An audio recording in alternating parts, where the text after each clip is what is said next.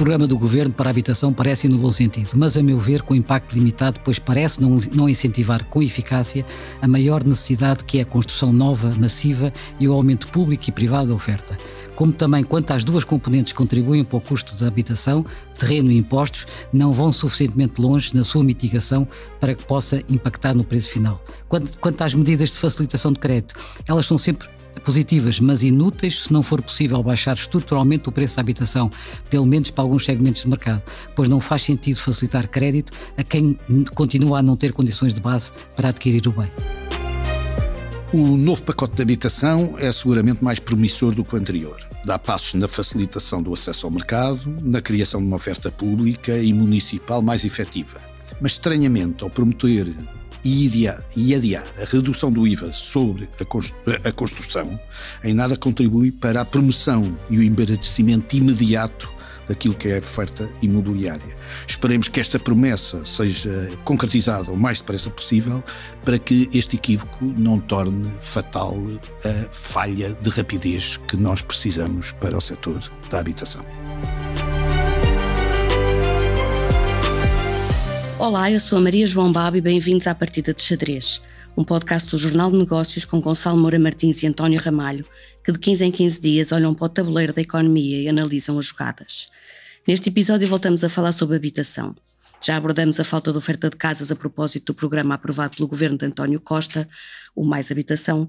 Agora temos o Construir Portugal, a estratégia do executivo de Luís Montenegro, com 30 medidas, com incentivos e revogações, algumas já aprovadas em Conselho de Ministros, outras de que falta ainda conhecer pormenores, mas a maioria precisa de luz verde à Assembleia da República.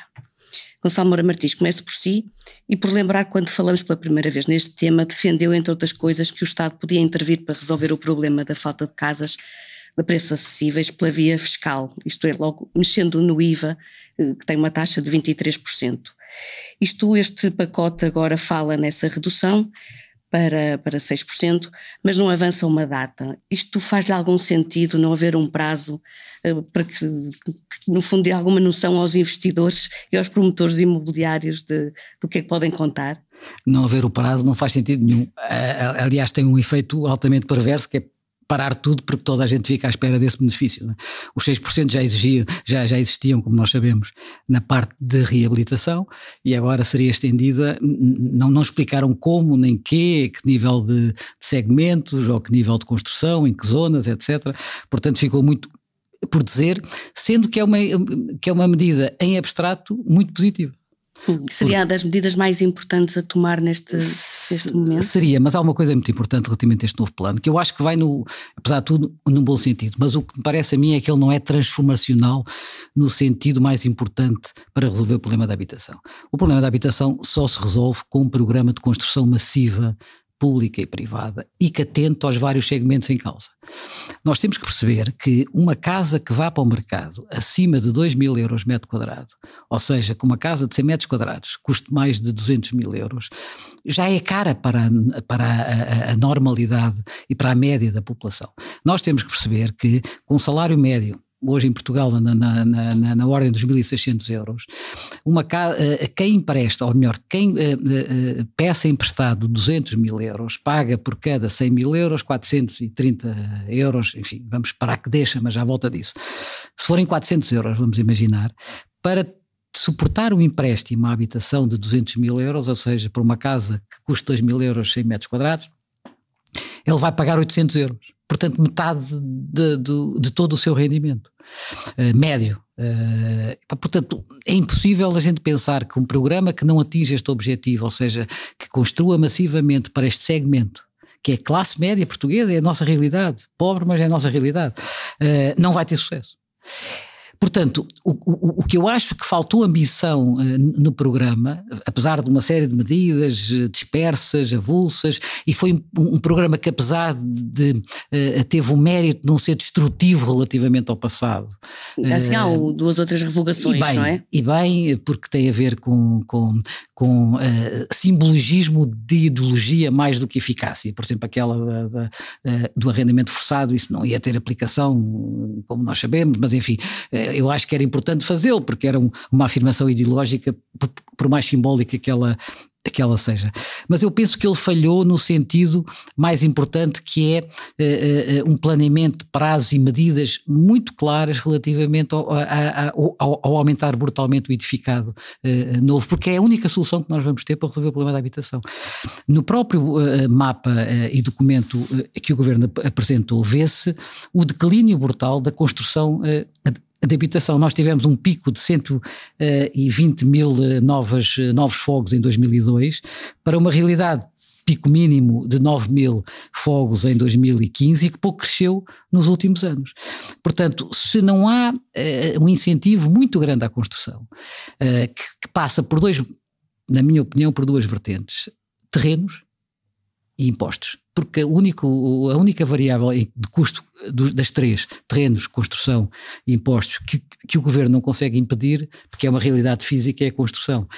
Portanto, eu esperava ver um programa muito baseado na entrega e na promoção de terrenos públicos, entregues gratuitamente, tendo como consequência um preço de saída condicionado por esse fator, que permitisse, de facto, nós atendermos a um segmento da população média necessitada, com um valor de metro quadrado de construção acabada, pronta, não superior a 2 mil euros. António Ramalho, como é que vê este programa? Acha que vai ser consequente com aquilo que ambiciona? Bom, eu sou um bocadinho sempre influenciado pela visão que tenho sobre a própria crise, porque toda a gente sabe que tenho durante muito tempo negado um bocadinho a existência de uma crise da habitação com caráter geral, e que isso mas sim a existência de várias crises específicas que devem ser atacadas por elas próprias. E portanto eu acho que há uma crise do acesso à habitação, há uma crise de monetização da habitação existente, há uma crise dos excluídos, que são aqueles que não têm acesso claramente a uma habitação affordable, digamos assim, que seja passível de ser realizada em preços a que eles tenham acesso, e há uma crise de construção sustentável, isto é, cuja sustentabilidade, que aliás é um problema europeu, cuja sustentabilidade seja assegurada por um longo período, quer do ponto de vista financeiro, quer do ponto de vista ambiental, quer do ponto de vista de todas as características que tem. E portanto, como sou um bocadinho influenciado por isto, olho sempre, digamos assim, para as medidas de qualquer programa, dando ou não dando resposta a este tipo de preocupações que são fundamentais. E então? E eu acho que houve respostas positivas, houve alguns equívocos que me deixaram um bocadinho triste. Primeiro, os aspectos positivos é que tudo isto, e eu gosto de distinguir, porque o Gonçalo colocou isto muito bem, eu gosto de distinguir aquilo que são problemas eminentemente emergentes e urgentes, que são as emergências e urgências da construção imediata, daquilo que é o programa da construção sustentável a muito médio prazo. E esse não está aqui endereçado de uma forma particularmente clara. Mas do ponto de vista dos acessos, eu diria que temos respostas particularmente positivas sobre aquilo que é o contributo para o acesso jovem. E isso, não haja dúvida que as medidas são positivas. Não são só as medidas da habitação, mas a redução do IRS até ao máximo dos 15%, a isenção do IMT na primeira casa até aos 366.472 euros, ou um desconto até aos 633 mil euros, que é um ponto importante. A garantia pública até aos 15% de um valor de casa até aos 450 mil euros, são tudo elementos decisivos que permitem que o LTV, o loan to value, como nós dizemos em banca, permita, digamos assim, um acesso a crédito mais facilitado e permita aos jovens ter uma capacidade presente para isto. Mas estamos a atuar do lado da procura. Sim, ainda do lado da procura, deixe-me dizer, há um equívoco. É um equívoco, é que isto tudo é útil, sem dúvida, mas falta um elemento fundamental, que é a taxa de esforço. E sobre a taxa de esforço eu não vi qualquer medida. Porque os portugueses, obviamente, aliás pelas contas do Gonçalo foram aqui bem claras, com rendimentos na ordem dos 1.600, ainda que seja o rendimento de 3.200, por ser, digamos assim, o rendimento do casal, e hoje em dia sabemos que há menos casais em compra do que havia há uns anos atrás, o que acontece basicamente, o que vai normalmente limitar é a taxa de esforço. Eu não vi nenhuma medida, nem da taxa de esforço em relação aos 15% da garantia pública, não sei se vai entrar ou não vai entrar a taxa de esforço em função disso, mas não vi sobretudo a consideração de uma coisa que me parece fundamental, que é a estrutura familiar portuguesa, nomeadamente a capacidade do aval ou da fiança dos pais. que é um dos elementos, digamos assim, centrais, porque se nós temos um problema de acesso dos jovens, mas temos os pais com casa própria e já paga, e nós sabemos que temos 2 milhões de famílias com casas já pagas, é normal que uma parte desse rendimento, ainda que fosse uma parte limitada, pudesse contribuir para fazer a taxa de esforço que permitiria assegurar. E além disso, não nos podemos esquecer que a taxa de esforço ainda é estressada, o que também não faz muito sentido quando as taxas de juros estão a descer, no sentido da facilitação. Está a falar o ex-banqueiro, não é? E foi uma medida que despertou algumas dúvidas também nesse setor. Não, mas acha que é execuível essa questão da garantia pública? Eu sou muito prático. Quando se fala da garantia pública, significa a negociação com o BCE. Ora, se negocia com o BCE a garantia pública, também se deve negociar com o BCE a questão da taxa de esforço. Portugal tem um histórico. Eu estou a falar como ex-banqueiro, mas estou a falar com uma pessoa que, do ponto de vista da habitação, estuda este tema com muita atenção. A taxa de esforço é um elemento muito limitador. É verdade que a taxa de esforço é um elemento de licença bancária para proteger os bancos. Mas os bancos portugueses têm um track record, do ponto de vista de crédito vencido em habitação, absolutamente notável. Que, aliás, é bom e era imprevisivelmente bom nos tempos da Troika e era imprevisivelmente bom para o BCE, porque ninguém acredita que Portugal tivesse um comportamento tão adequado. A título de exemplo, nós estamos com as taxas mais baixas de crédito vencido depois deste aumento da prestação que a inflação impôs. Isto é, as famílias portuguesas acomodam muito bem, porque gostam muito das suas casas e dão muita prioridade ao seu cumprimento. Eu já disse várias vezes publicamente, nós somos a 5ª economia da Europa com menos atrasos dedicados à habitação, sejam rendas, sejam prestações, sejam contas da luz, contas da água, só somos batidos pelos Países Baixos, pela Áustria e pela Alemanha. De resto, a média europeia é muito pior do que os portugueses na sua febre de cumprimento.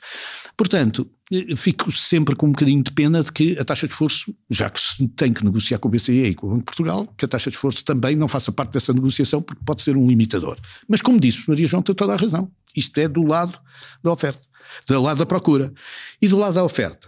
Bom, do lado da oferta existem medidas, digamos assim, com alguma rapidez, mas nós temos que ter consciência que essa rapidez é sempre lenta quando se trata de construção, mas quando se acelera, digamos, a concretização de 25 mil casas do PRR, mais 54 mil casas que são candidatas, ou quando se desenvolve a capacidade do bónus construtivo para permitir soluções dentro das próprias cidades, dentro da lógica construtiva que já existe, ou se utiliza o conceito de imóveis públicos para o Build to Rent ou o Adjusted to Rent, são parcerias que fazem sentido no sentido de tentar assegurar uma resposta mais rápida.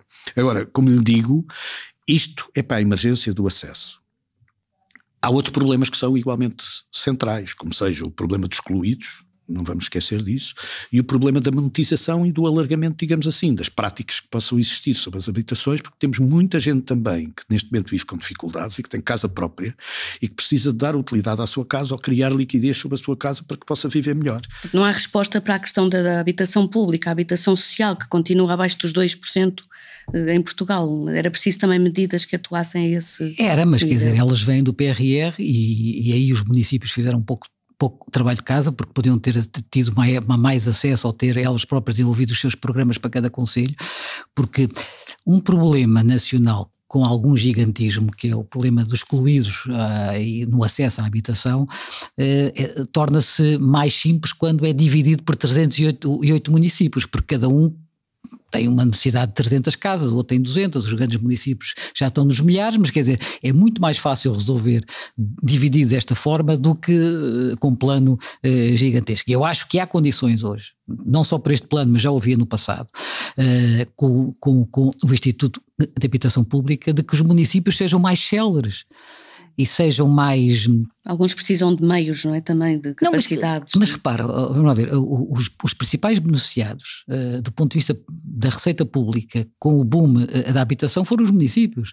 Nós vimos aqui já que o IMT triplicou as receitas, não triplicou, mas mais que duplicou as receitas dos municípios, e o IMI passou a ser uma receita com algum significado que não tinha no passado nos cofres municipais. Portanto, claramente hoje os municípios têm capacidade financeira para fazer para prover essa habitação de primeiro recurso para os excluídos, isso não há dúvida nenhuma.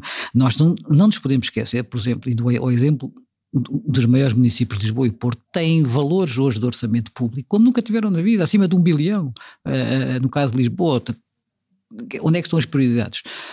E era possível, por exemplo, que a habitação pública, a habitação social tivesse uma taxa de IVA zero, sendo o Estado, no fundo, o pagador e o recebedor do IVA? Claro que sim, não vejo porque não.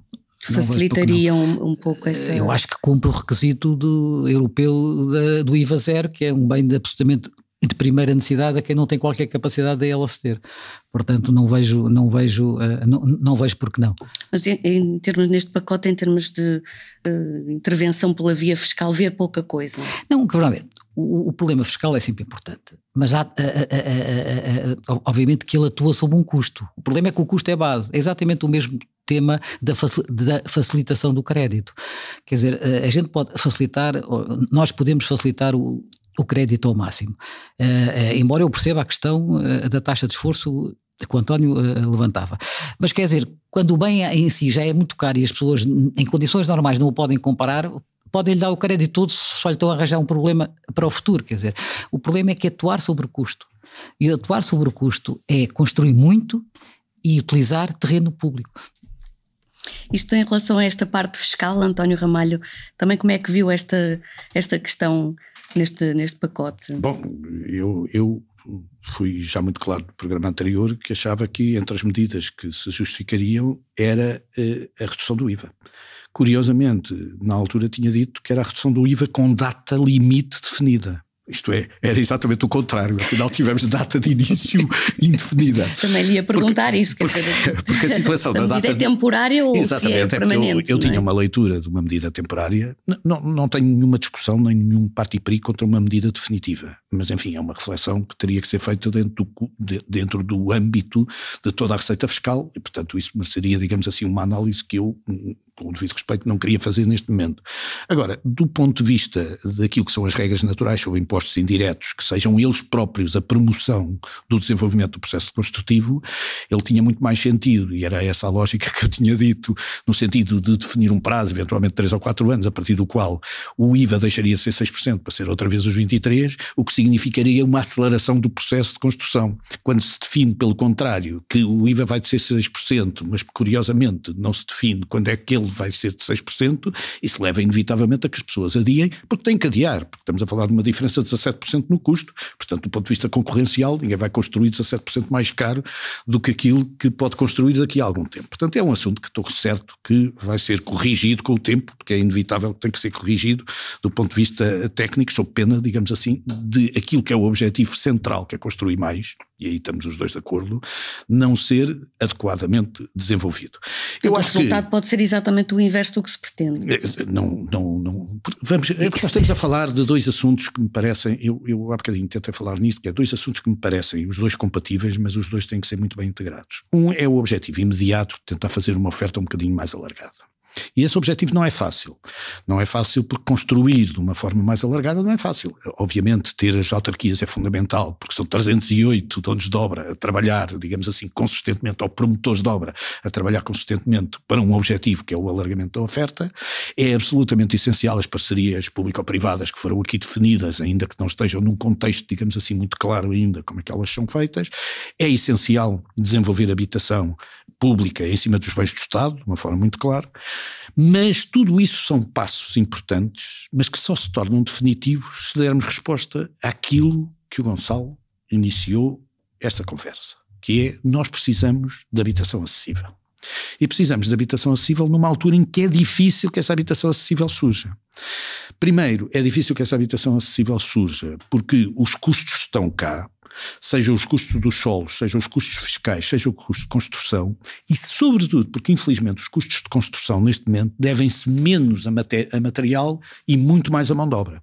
Quando nós vimos a subida dos custos de construção dos últimos 2 anos, vimos que o essencial está na mão de obra e o essencial da mão de obra torna mais rígido e mais difícil todo o processo de redução destes custos. E a verdade é que quando olhamos para os primeiros dados deste ano, os primeiros dados de 2024, ficamos ainda com mais convicção nisso. A descida de taxas de juros naturalmente iria promover mais vendas e verificou-se um ligeiro acréscimo de vendas, depois de uma queda o ano passado, uma queda de 18% que era toda ela justificada pela impossibilidade de acesso pela subida de taxas de juros.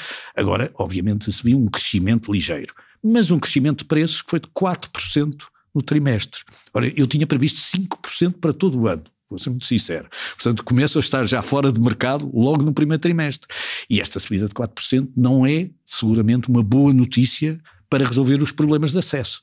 Agora, como é que isto se resolve? Resolve-se atuando sobre as 3 dimensões. E eu aí sou muito claro, não é só 2 dimensões, como Gonçalo diz, eu acho que ainda temos que atuar sobre a terceira. Além do terreno e dos impostos? Terreno, sim senhora, e aí há algumas medidas aqui que podem a médio prazo ser úteis, nomeadamente o bónus edificativo é muito positivo, porque nós falamos sempre nos solos rústicos, também que estão cá previstos, mas os solos rústicos não há, por exemplo, na cidade de Lisboa, não há um único solo rústico que possa passar a solo urbano, já são todos urbanos, mas há capacidade construtiva que pode aumentar em altura, e se aumentar em altura naturalmente vai-se construir mais e vai ser mais útil. Portanto, um bónus construtivo, desde que seja em habitação acessível, é adequado. Os solos rústicos poderem ser utilizados para a habitação acessível também é adequado em algumas periferias das cidades, em alguns sítios onde ainda há solo rústico que possam ser utilizados adequadamente, desde que haja bom senso nessa adequação, mas também temos que atuar. Temos que atuar do lado fiscal, já falámos disso, mas também temos que atuar que é claramente os custos de construção. E a única forma de se fazer isto, a médio e longo prazo, porque isso é um problema da Europa toda, não é um problema nosso, é criar um desafio de inovação tecnológica, na standardização, na transformação. Eu no outro dia ouvi um grande arquiteto português dizer uma coisa que de facto é assustador, que dizia: nós tratamos cada habitação como um protótipo. Isto é, fazemos toda a habitação como protótipo. Nós temos que industrializar a habitação. E alguém dizia, bom, mas não se consegue industrializar. Não é verdade. O bairro de Alvalade, é verdade, mas o bairro de Alvalade, se pensar bem, que é um bairro desenvolvido exatamente numa ótica geral, tem inúmeras casas que são idênticas umas às outras e com isso se tornou muito mais barato, digamos assim, a construção. Portanto, nós temos que voltar a pôr esta preocupação que é aceder a uma classe média, ainda por cima uma classe média que em Portugal é uma classe média jovem, porque a classe mais velha já tem casa e já pagou, ou se não a pagou tem uma média de 68 mil euros de dívida, que é muito pouco, e tem que naturalmente trazer novas metodologias que devem ser promovidas, que devem ser incentivadas, que devem ser inclusivamente subsidiadas, se necessário for, para trazer uma construção a mais baixo custo, porque essa construção vai ser útil para os próximos 10 anos, não é para amanhã, não resolve o problema amanhã, mas resolve um problema que a sociedade europeia tem e que nós devemos dar resposta. E eu acho que Portugal é dos poucos países que tem experiência de exportação de construção civil. E, portanto, não há nenhuma razão para não olharmos isso como uma oportunidade. Já existem empresas nesse sentido, sim senhor, a fazerem fábricas e a exportarem. Agora, é preciso, mas é generalizarmos isto de uma forma a trazer os custos de construção. Eu estou a falar num tema que o Gonçalo sabe 10 vezes mais que eu, como é óbvio.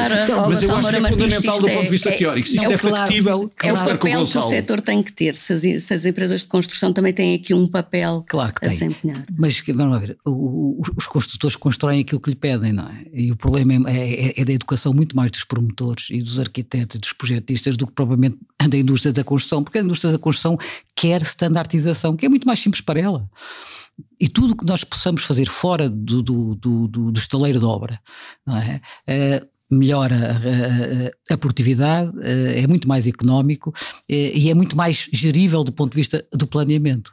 Portanto, obviamente que sim, porque o António dizia uma expressão que eu há muitos anos digo, que não conhecia, que outros já diziam, mas que era: cada obra é um protótipo, é que é assim mesmo, é uma coisa nova de per si, porque ele quer assim, virado para aqui, porque as janelas são diferentes, nem a janela a gente consegue standardizar, o que torna impossível o seu fabrico, porque cada fabrico de uma janela para cada prédio é diferente, e às vezes tem uma diferença de 5 centímetros, mas caralho, não se faz tudo da mesma dimensão. Claro que isso tem um impacto brutal, mas o setor precisa de avançar também nessa lógica da inovação, de novas tecnologias. Ainda há algum atraso aí para conseguir responder, se for esse o caso? O setor tem toda a capacidade para standardizar mais e quer essa maior standardização. O problema é que os promotores a queiram. E quem faz, e quem é o dono da obra, que é assim a expressão legal e justa, é que decide o que é que vai construir. E, portanto, as câmaras poderiam ser muito mais exigentes que licenciam em tornar as obras mais standardizadas. Eu acho muito curioso que as obras de maior sucesso, mais baratas e até que resistem mais ao tempo, com mais harmonia, são os antigos bairros sociais. O António deu o exemplo de Alvalade, mas há N exemplos do passado. Algumas feitas no norte, pelo Cisa Vieira, etc., que são lindíssimas porque têm uma similitude e uma identidade muito própria, porque são todas iguais e são multiplicáveis muito rapidamente. Claro que isso é possível atuar nos custos da construção. Agora, se cada vez que eu faço um prédio, a cozinha é diferente, porque é para a direita e para a esquerda, porque a pessoa que lá não quis assim e cria uma separação assada e a janela é diferente, porque quer... O custo é brutal, porque é tudo feito na hora, é tudo desenhado peça a peça, e o custo de qualidade, que é um custo muito importante na construção, é muito mais significativo, claro. Portanto, é possível atuar na contenção de custos, não só na escolha dos materiais, mas como numa gestão e num planeamento mais cedo, ou seja, envolver o empreiteiro numa fase muito mais concepcional da obra, e não dar-lhe... Tens aqui o pacote todo, eu já defini tudo, escolhi materiais, etc. E às vezes não percebe que a experiência do empreiteiro é de que esse material já foi utilizado no passado e não resultou, porque combina com outro que cria infiltração. Bem, enfim, há uma série de nuances técnicas que era muito importante hoje em dia, vou-lhe dar um exemplo, nos países anglo-saxónicos, nomeadamente no UK, eles têm uma nova tipologia de contrato que é... o Early Contract Involvement, que é envolver o empreiteiro, que é pré-escolhido, na própria concepção da obra. E o resultado tem sido magnífico, porque ninguém sabe melhor a escolha de materiais, a combinação de materiais, a aplicação dos materiais, o estoque, o planeamento, o impacto que isso tem em termos de prazo e custo, do quem faz. Não é? Aqui também há uma espécie de declaração de fé no BIM, que de alguma maneira também seria um contributo útil para isso, mas é sempre mais difícil, digamos assim. O BIM já é muito usado. O BIM já é altamente usado. O BIM é um programa informático que desenha a obra de uma forma tridimensional e que antecipa uma série de problemas que há normalmente na própria execução, e que resolve esses conflitos logo à partida na sua parte concepcional. Mas quer dizer, pôr fé nisso, eu tenho aqui uma nota, é tão inútil como dizer que é o novo código da contratação pública que vai resolver, ou dos contratos públicos de empreitada, lá como é que estão a chamar, que vai resolver o problema. São medidas que fica bem de enumerar, mas que são absolutamente inúteis para o propósito. Mas é preciso mais parcerias público-privadas, como esse exemplo que estava a dar do Reino Unido, que no fundo é essa, desde o arranque de um projeto, essa ligação entre o dono da obra e a... É diferente. O exemplo que eu dei do Reino Unido é em que momento é que eu devo envolver quem me vai executar a obra. Se é quando eu já concessionei a obra toda, quando eu já pus o meu arquiteto e já tenho aqui um caderno de encargos com as quantidades, com os materiais escolhidos, e depois faço um concurso, que é assim, que é muito o que se faz em Portugal, depois faço um concurso para escolher o empreiteiro, e o empreiteiro está absolutamente condicionado a tudo o que já foi escolhido, sendo que ele é que tem a experiência toda para escolher diferente, do que o modelo que hoje em dia é muito praticado nos grandes projetos imobiliários na Europa, principalmente a minha referência é o Reino Unido, porque partiu aí, em que eu, quando lanço um desenho, eu tenho um anteprojeto, uma ideia concepcional do prédio, e digo assim, faço uma pré-qualificação com preço máximo, e digo assim, eu quero escolher este empreiteiro. Digam lá o vosso preço máximo estimado para isto. E depois há uma negociação, há uma participação e há uma parceria constante na escolha dos materiais e na forma de concessionar a obra que conduz a um compromisso e a uma cumplicidade muito maior, uma corresponsabilização muito maior, por um lado, e por outro lado a uma poupança muito significativa em custo e em tempo. As PPPs para este efeito, eu não acredito. Eu peço desculpa, eu até sou um tipo com muita fé nas PPPs, eu não acredito nisto.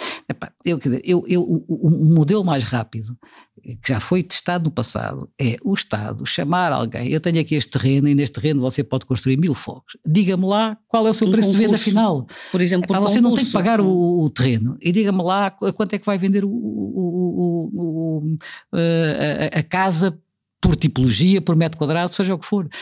E repare, e isso é que era de uma velocidade muito maior do que está a fazer um contrato de PPP, que é extremamente complexo do ponto de vista jurídico, entre uma entidade privada, vamos dividir a matriz de risco, depois vamos definir tudo, à mínima coisa que aconteça, e acontecem muitas durante a obra, lá vai o reequilíbrio económico ou financeiro, e para a obra à espera que se resolva, porque há um trabalho a mais, porque se encontrou água no solo, porque não sei o quê, porque há uma arqueologia, porque se encontrou um bocado de madeira e a obra teve interrompida 6 meses e vem a arqueologia, então... Moça, ficava-lhe aqui o resto do dia a explicar-lhe as vicissitudes. E no Construir Portugal vê de alguma Vê que seja possível responder a essa urgência que a crise da habitação exige? Não, quer dizer, eu mais preocupado com a urgência, porque não vai ser possível atalhar este problema com a urgência necessária. Porquê? Porque construir demora, é um tempo físico. O que eu critico mais neste plano, ou melhor, o que eu acho menos positivo neste plano, é de facto a ausência de medidas pragmáticas que no dia amanhã, no dia 1, promovam imediatamente um recrudescimento do mercado e da dinâmica, tendente a que nós no ano e meio e a 2 anos tenhamos uma visibilidade de novas casas a surgirem no mercado, que essa sim é que vai desbalancear o equilíbrio que existe hoje. E isso eu não vejo neste programa. Quando se diz uma coisa tão importante como reduzir o IVA para 6% e não se diz, como diz quando começa, o António colocou o problema de uma maneira muito inteligente, que era o que devia ter sido feito. É quando acaba, para quê? Para que imediatamente eles começassem a construir amanhã, para que não recorressem o risco de perder esse benefício, porque ele era temporário. Não, vemos isso exatamente ao contrário, não se diz quando se começa, então está toda a gente de braços cruzados à espera para saber quanto é que podem beneficiar do IVA a 6%. Portanto, era uma medida que ia ser aplicada já, poderia já centenas de projetos imobiliários sem margem. Isso. E António Ramalho, qual é esse balanço que faz deste programa? Responde ou não à urgência da crise da habitação? Eu acho que aquilo que o Gonçalo disse é verdade, quer dizer, não vale a pena também criarmos expectativas que são impossíveis, e a construção por tempo físico demora, e só a construção é que resolve o problema. Vamos ser claros, isto tem sido, digamos, um dos problemas maiores, é não gerir expectativas.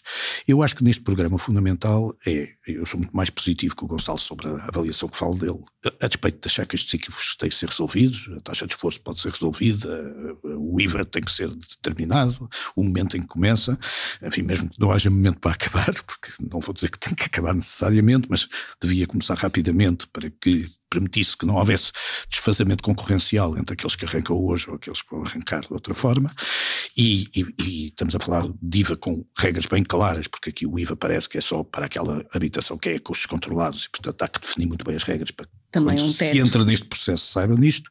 Eu acho que além disso este programa é muito positivo na criação de confiança ao nível de alguns elementos de liquidez, que são os elementos mais evidentes que podem surgir, quer na parte da Porta 65, mas sobretudo na parte de ter anulado os efeitos ideológicos, como o Gonçalo disse, não tinham aplicabilidade nenhuma, mas criavam grandes instrumentos de deterioração dos elementos de confiança que estão subjacentes à criação de liquidez sobre ativos já existentes, o mesmo em relação às taxas suplementares sobre alojamento local, que obviamente tem que ser as autarquias a definir onde querem ou não querem, por razões que nada têm a ver com a possibilidade das pessoas pegarem nos seus imóveis e os colocarem no mercado, bem como as regras de arrendamento serem todas elas o melhor possível. Eu acho que há mais regras e mais normas que deviam surgir do ponto de vista da monetização dos ativos, mas acho que esses são importantes. Onde eu discordo do Gonçalo é que, curiosamente, eu acho que o programa tem virtudes do ponto de vista da definição de prioridades estratégicas para o futuro.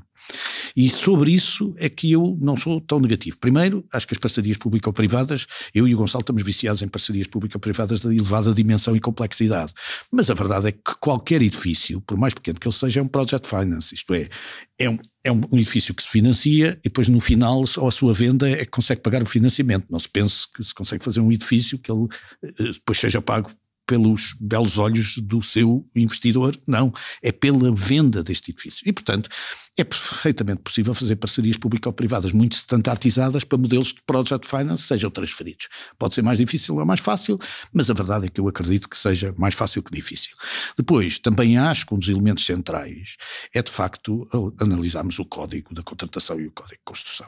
E eu tenho certeza que o Gonçalo também considera isso, quer dizer, não é um elemento que vai resolver o problema da habitação amanhã, mas é fundamental começar já a discutir este assunto. Mas uma revisão aqui, em que sentido? No sentido que vou dar uma resposta simples, quer dizer, nem vou discutir aqui porque isto era tema para ficarmos aqui de um podcast inteiro, mas vou dar um exemplo simples. O Gonçalo acabou de falar do exemplo anglo-saxónico de integração vertical, não é possível de ser realizado facilmente com o código de contratação que nós temos, portanto nós poderíamos desejar criar um elemento de maior integração vertical entre os nossos projetistas, entre os nossos preparadores de obra, que é uma coisa que já se esqueceu, já ninguém fala deles e eram tão essenciais. Temos um código que não permite. Não permite, porque os modelos estão standardizados e seguem o princípio do preço mais baixo. Portanto, desculpe lá, o nosso código de contratação é um código que segue o princípio do preço mais baixo, segue o princípio da desconfiança e segue o princípio do formalismo. Estas três coisas juntas são muito ineficazes para sistemas de grande confiança. E já temos uma alteração, curiosamente, do regime anterior, do governo anterior. O governo anterior introduziu um modelo de simplex que vem responsabilizar muito mais os intervenientes do sistema. Que se mantém com este pacote. Que se vai manter e que eu deixo-me dizer que é uma alteração profunda, não é uma alteração nada fácil, ainda vamos ter muitos problemas com essa alteração e a forma como é que as câmaras até vão lidar com isso e os bancos a financiar com isso, vai ser os notários, vai ser um problema, mas a verdade é que traz na direção certa ao princípio de responsabilização.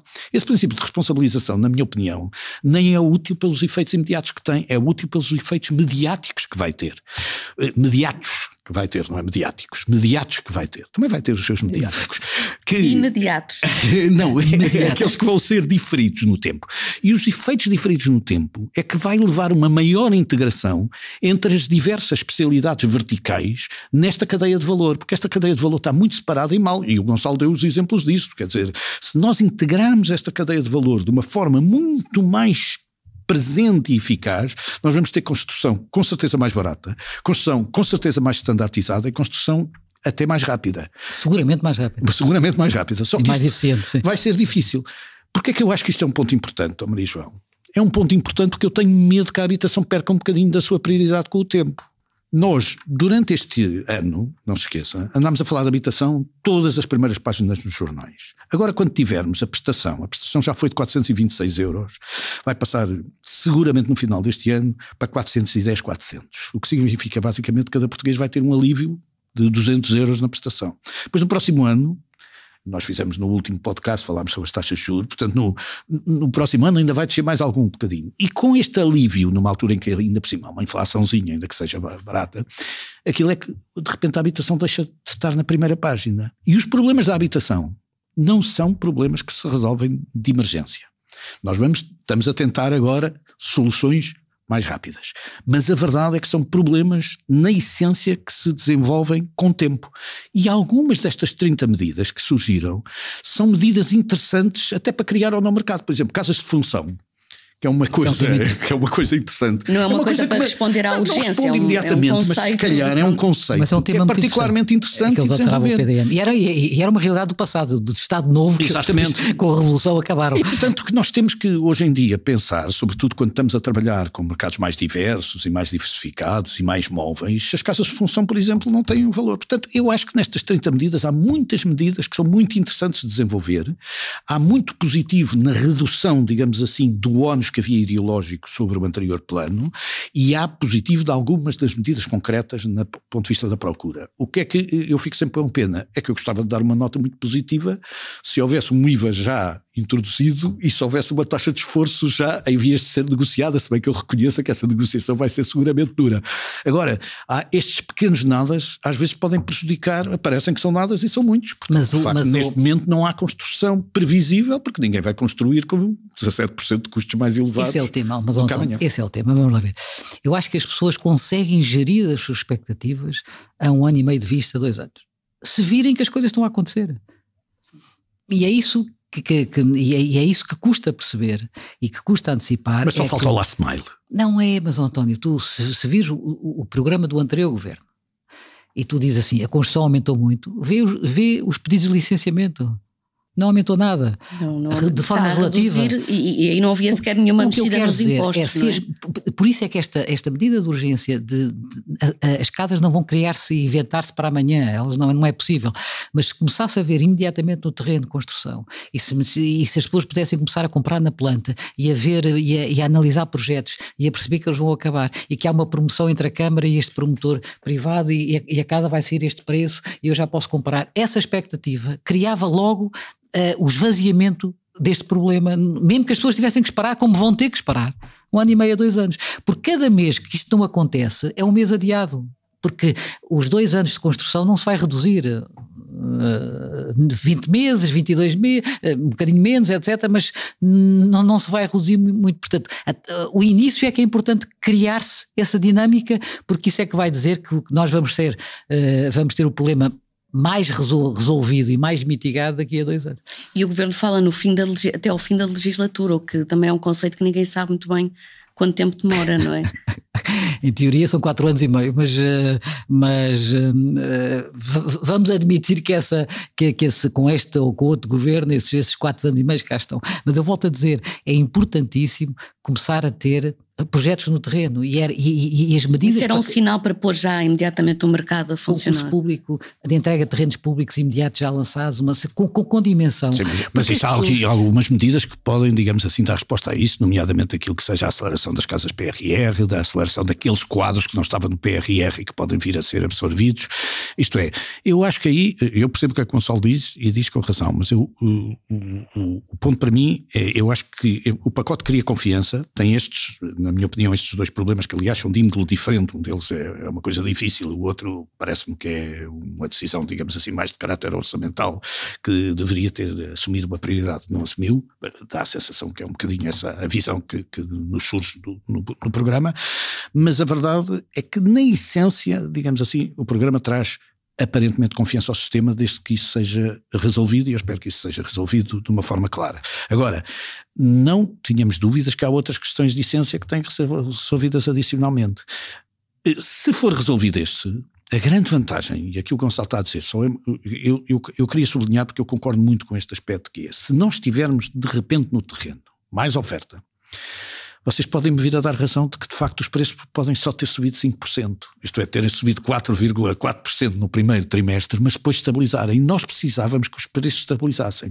Nós nem sequer precisamos que os preços deixam, porque é muito difícil convencer os portugueses, 2 milhões de famílias portuguesas que têm a casa paga, que agora vão ter um haircut no valor da sua casa. Portanto, nós até nem queremos isso, mas é que as condições permitam que este valor não seja um valor que suba sempre, criando mais dificuldades àquilo que eu acho que são as crises, que é a crise do acesso, que é para mim a verdadeira crise da habitação, é a crise do acesso. E quando os preços sobem para além do limite aceitável, e nós já estamos com uma dificuldade significativa, como vimos, em relação ao custo de uma prestação para uma família jovem que quer ter casa pela primeira vez, isso é que é negativo.